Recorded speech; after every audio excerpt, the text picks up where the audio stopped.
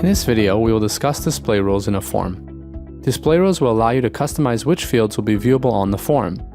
You will be able to hide or show fields based on any other field's value. Let's lay out an example.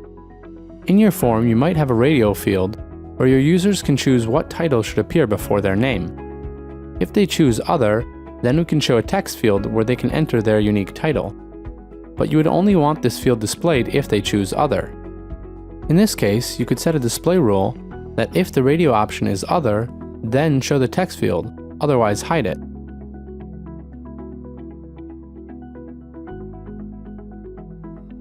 Aside from the option to show or hide fields, you can also rename a field, change the requirement status, and even enable or disable a field.